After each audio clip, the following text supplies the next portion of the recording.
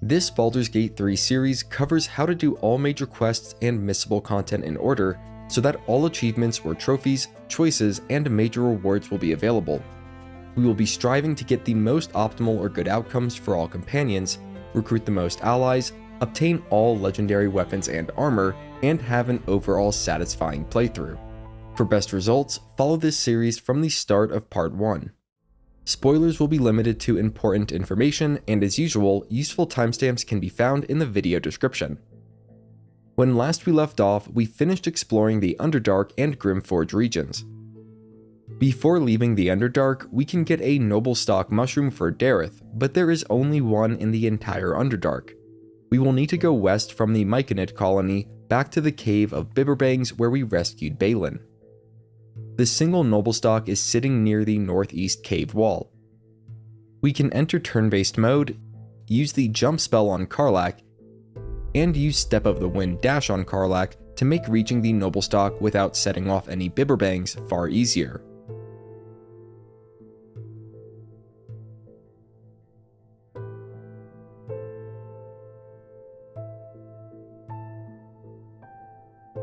Once we get it, we'll have to decide on who to give it to. Giving it to Baelen will return him to his old abusive self, so we probably don't want to do that. Giving the Noblestalk to Shadowheart will help her memories begin returning and open up the possibility of some further story developments for her later on. Giving the Noblestalk to Derryth will earn her gratitude, and she will be able to sell 3 more Noblestalks when we meet her in Act 3, as well as other items. From what I've seen, if we give Derryth the Noblestalk in Act 1, it's likely that we will not be able to give Shadowheart one of the new Noblestalks we are able to purchase from Derryth in Act 3.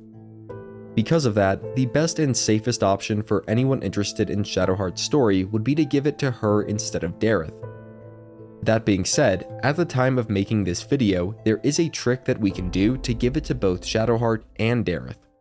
Be sure to check the pinned comment as I will update it if this exploit gets patched, and in that case I would suggest giving the lone Noblestalk to Shadowheart if you really care about her storyline, or Derryth if you really want her shop to be fully functional in Act 3.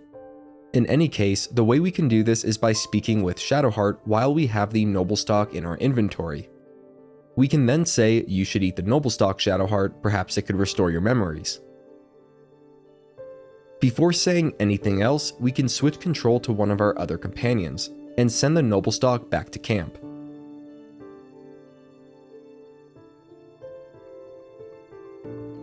Right after, we will switch back to our main character and pick either the Persuasion or Intimidation check. Upon success, Shadowheart should act as if she ate the Noblestalk and update her quest accordingly. We can then go back to our camp and grab the Noblestalk from our stash.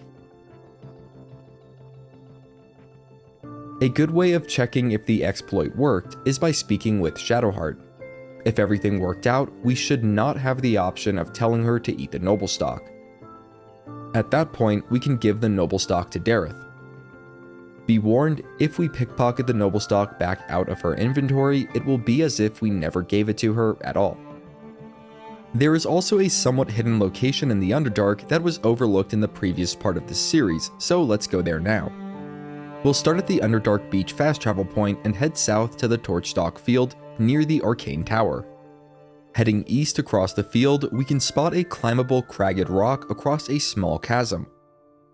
We'll want to destroy the Torchstalk sitting near the cragged rock, then jump across and head on down to the Festering Cove.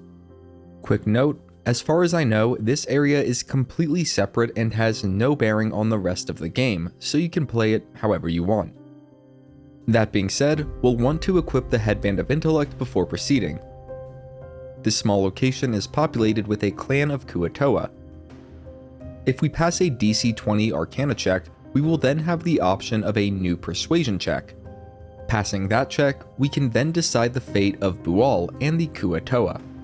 Saying, "I'll just kill you and claim it for myself," will earn approval with everyone and make for an easier encounter. Defeating BOOAL will lead to a new conversation with the potential for some funny companion comments. We can have our cake and eat it too by knocking everyone unconscious with non-lethal attacks. Pooldrip the Zealous will have the rare magic Sickle of BOOAL. Before leaving, we can jump across the mushrooms to the northeast after clearing away the torch stalks, and open or smash the trapped chest to get the slippery chain shirt. One more thing before heading to the mountain pass. If we haven't picked it up already, we can go grab the Owlbear egg from the Owlbear cave, as we will have a potential use for it. We can reach the mountain pass by fast traveling to Joaquin's Rest and heading west past the location where we previously encountered Kithrak Voss and his Githyanki Knights. A short distance into the mountain pass, Lae'zel will speak with us, and we can agree to her request. A little further north, we'll find Lady Esther near a small camp. Before exchanging any words, it's a good idea to trade and buy any useful potions. As for unique magic items, we will be getting those in a moment. After telling her story, Lady Esther will ask us to retrieve a Githyanki egg from the Creche. Somewhat predictably, Lae'zel will not be a fan of this idea. If we have it, we can produce the Owlbear egg instead and perform a skill check to have Esther accepted in place of the Githyanki egg. Alternatively, we could say, "My friend is right, what you suggest is revolting and you need to die."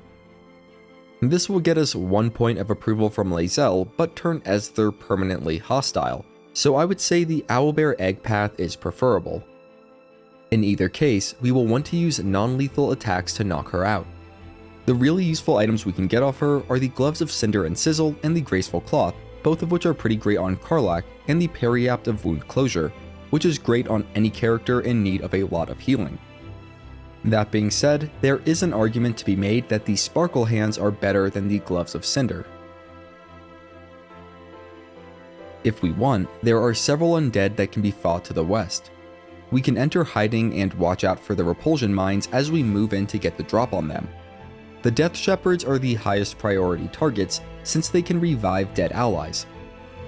Ideally, after initiating Surprise, we can use Shadowheart's Radiance of the Dawn ability to wipe out most of the undead, then clean up with Karlach and Lae'zel before the stragglers have a chance to react. Before moving on, we can grab the plate armor off of the dead zealots, which sell for a good amount of coin. Further west is another entrance to the Shadow-Cursed lands, so we won't be heading that way, at least not for now. We will instead backtrack a short distance before heading north towards a large cable cart. If we pass a strength check to get the cable cart moving, it will make the trip down to the monastery quicker. Otherwise, we can just walk and hop our way down the side path. Also, everyone can take a crack at this skill check, and we will definitely want to keep our inspiration points for a skill challenge up ahead. Moving further northeast, we will arrive at the Rosymorn Monastery. Soon after, we'll catch our first glimpse of the Githyanki inhabiting it. After a cutscene, we can jump into the monastery through a broken window to the west. Be warned that killing the kobolds here with fire damage will cause them to explode. To get around this issue with Karlach, we can toggle non-lethal on so that they are just knocked out and do not explode. One of the kobold looters will have the Ceremonial Mace, which we need in order to solve a puzzle here. Moving further north, we will exit back out of the monastery, then jump and climb our way up to the rooftop. There are multiple Gremishka waiting in ambush beyond the wooden barricade and through the door to the west.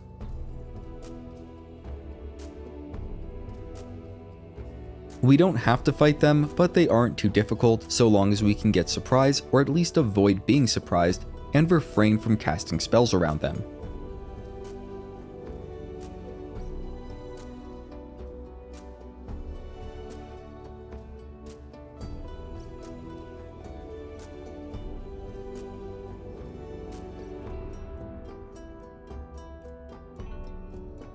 Afterwards, we'll move further east, jump a gap, and climb up the vines to the south. This will put us in contact with two giant eagles, which we can use animal handling to avoid fighting. Personally, I like to fight these eagles because they drop the materials used to make potions of flying, which are very useful. We might even want to leave the ancient giant eagle alive long enough to call in more giant eagles for more XP and more feathers. That being said, there are a lot of eagles that will join the fight, and it can make for a dodgy encounter, especially if we stand near any high ledges to get knocked off from.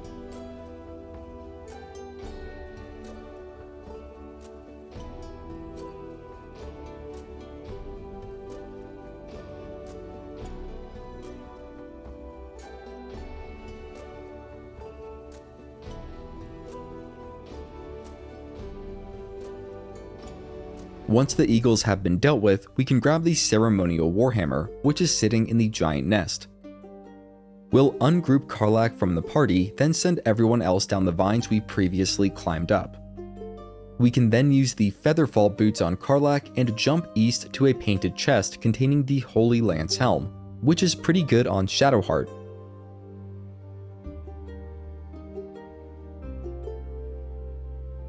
Next, we'll jump down near the crumbling wall and regroup. Breaking through the wall, we'll find a Guardian of Faith standing sentry over the Ceremonial Battleaxe. I found the best way to deal with the Guardian is by having Shadowheart cast Sacred Flame on it repeatedly and from a distance while everyone else stays out of combat.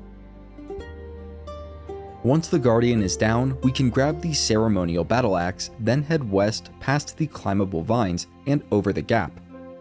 To the north is the room where we will make use of the ceremonial weapons we've gathered, placing them on the appropriate pedestals. The mace goes on the pedestal to the southeast.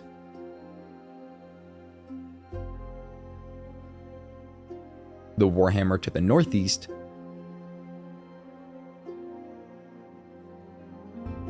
and the Battleaxe to the southwest. Completing this puzzle will give us the Morning Lord's Radiance until our next long rest, and will open up the nearby chamber, allowing us to grab the Dawnmaster's Crest, which we will want to hang on to for later use. There's also an old key nearby that we can grab, though I'm not sure what it's supposed to be used for. Once we've finished exploring, we can return near the room with the Guardian of Faith, then hop down the ruined staircase nearby.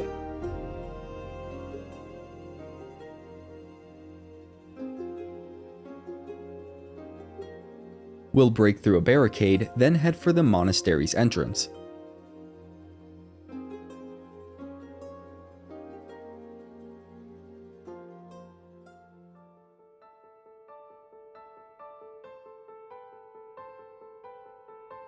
Entering the Creche, we'll be stopped by a Githyanki standing guard. We can allow Lae'zel to answer, which will get approval from her, and disapproval from Shadowheart, but we get so much approval from Shadowheart that it probably doesn't matter.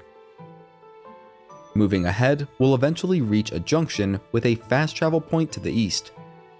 We can go south from there to find a Githyanki merchant, and this is one of those merchants that we can knock out.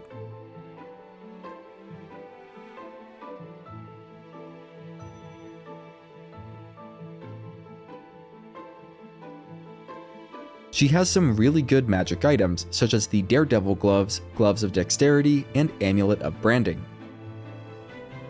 Returning to the junction, we'll find the classroom to the north. We can talk down the instructor here from killing youth Varl if we manage to succeed on a DC 21 persuasion check. Afterwards, we can speak with Varl and persuade him to part with another disc of Githyanki text on Prince Orpheus. We can then ask Lae'zel about it for more approval.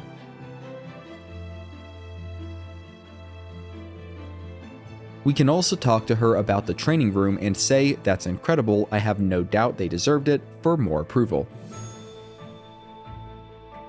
To the west of the junction, there is a portrait of Vlaakith, which we can draw on if we don't mind some disapproval from Lae'zel. To the northwest is the hatchery. We can go speak with Varsh Koku there and he may tell us to leave.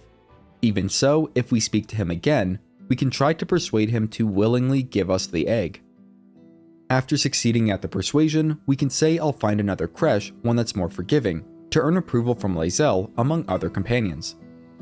This will get us a pair of boots that grant immunity to acid, allowing us to safely retrieve the lone egg. We have the option of crushing the egg, but we should probably just pick it up and send it back to camp.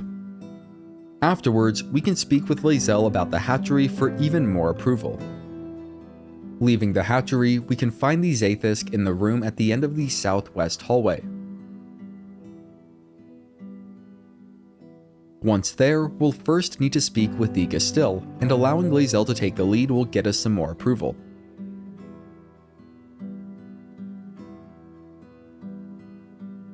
We'll want Shadowheart to have enhance ability, and for Karlach to have the silver pendant equipped. This is so that we can get both guidance and advantage on the skill checks to come. Upon interacting with the Zaith'isk, we will definitely want to save. Then we can allow Lae'zel to take the lead for even more approval, and also to avoid getting any detrimental effects on our main character. This is probably the worst skill challenge in the game because it basically requires a natural 20 or critical success to succeed on most of the checks, and there are real negative consequences for failing them, so safe scumming is almost always necessary. With that said, if we persuade Lae'zel to leave the Zaith'isk at the first chance, we'll get approval, and she will not suffer any permanent side effects. To put it bluntly, the longer Lae'zel stays in the Zaith'isk, the more negative and permanent conditions she will receive.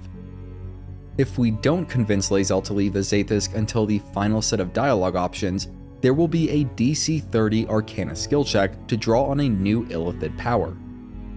For most, the only way to succeed here is by rolling a natural 20, a critical success.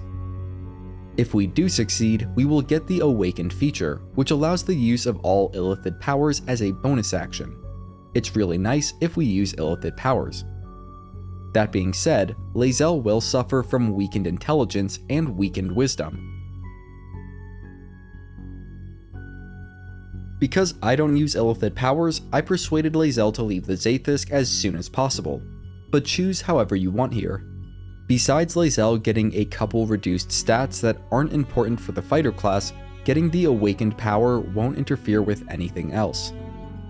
What is very important to do is to save the game immediately after we successfully get the outcome we want, so that we don't have to do it again if something else goes wrong. Regardless of our choice, we will need to use Deception on the Githyanki to avoid a combat encounter. Afterwards, we can speak with Lae'zel and agree to go see the Inquisitor. For that, we'll need to return to the fast travel point and go down the hall to the northeast. After a short cutscene, we'll need to get the Gith shard from Kithrak Therazin. If we just show her the artifact, she will open the way to the Inquisitor. Doing this will also gain us approval from Lae'zel, but disapproval from basically everyone else. That will be easy enough to recover though. Upon our arrival at the Inquisitor's chamber, we can prepare for combat before speaking with him. Entering turn-based mode, we can cast Twin Haste on Lae'zel and Karlach, and use Spirit Guardians on Shadowheart.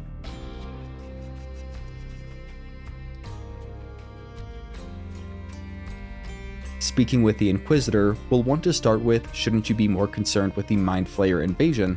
followed by "How will this weapon stop the Mind Flayers?" and "I won't let you take it." When Lae'zel contests this choice, we can say, "Remember the Zaith'isk, these Gith can't be trusted," gaining approval from everyone. Finally, we'll say we are keeping the artifact and start the fight. We can use Brand the Weak on the Inquisitor, making him vulnerable to bludgeoning damage from Karlach's attacks. Even without that, this fight is pretty easy with the amount of damage that we're capable of dealing in a single turn.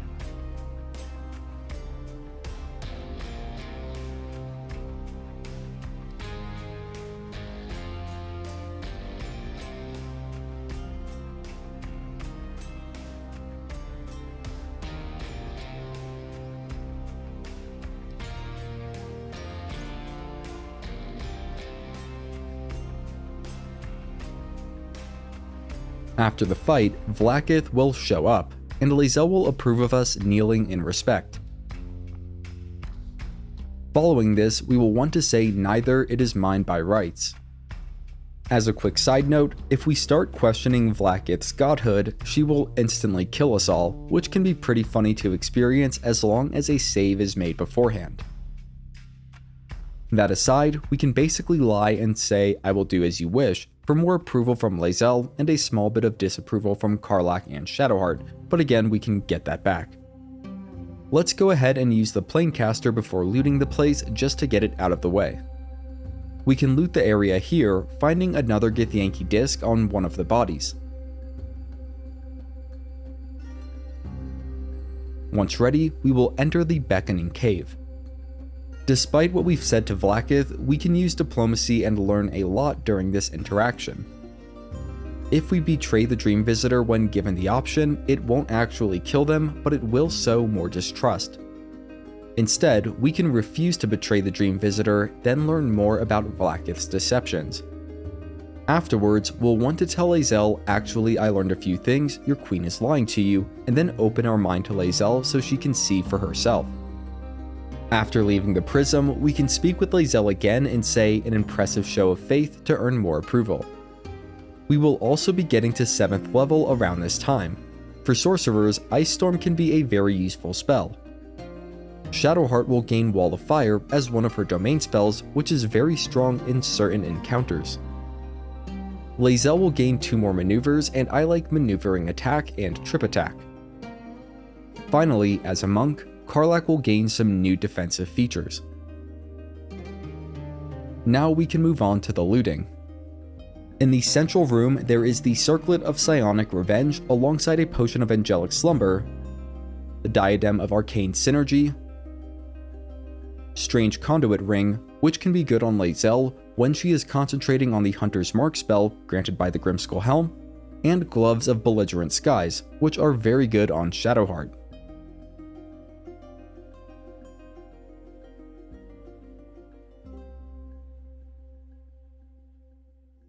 Within the East Room, we'll find the Necklace of Elemental Augmentation and the Skin Burster. Finally, in the West Room are the Hoarfrost Boots. There are also 2 statues that we can interact with, and we will need to turn each one 3 times.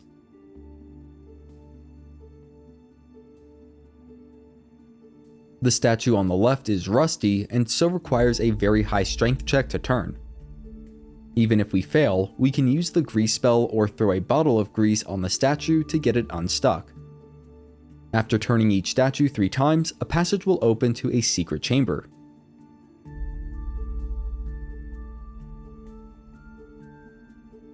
Beyond this first barrier, there are traps that will fling us into a chasm if not carefully disarmed, and we'll want to both ungroup the party and do this in turn-based mode. After disarming the first trap, we'll need to bypass the second barrier by going through a small cave. We can destroy the energy source along the way, and we'll want to disarm the next trap before regrouping with the party.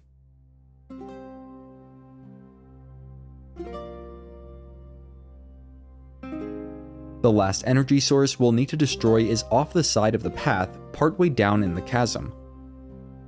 Once we've gotten past all the defenses, we will arrive at the holding chamber for the legendary mace, Blood of Lathander. If we just take the mace, it will trigger a self-destruct sequence that we will need to either stop by destroying the 4 solar machines that rise up from the surrounding chasm, or otherwise escape from the monastery before it implodes. Alternatively, we can interact with the Crest panel and insert the Dawnmaster's crest that we got earlier, which will allow the Blood of Lathander to be claimed without consequence. Either way, we'll get the achievement Taking Blood. The Blood of Lathander might not be as good for hitting stuff as the Silver Sword, but it is very good on Shadowheart, especially in the Shadow-Cursed lands, where we will be heading soon. We could fast travel out of this chamber to the Trielta Crags, but there are still some unique items we can get here. First, if we head back to the Inquisitor's chamber and leave through the southern exit, we will encounter Kithrak Therazin.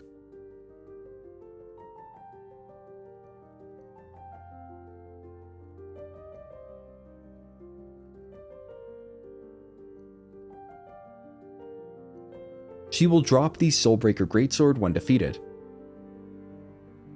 Over in the Infirmary, we will find Gish Umraak, who will drop the Ring of Elemental Infusion when defeated, as well as the Gistil, who will drop the Aberration Hunter's Amulet.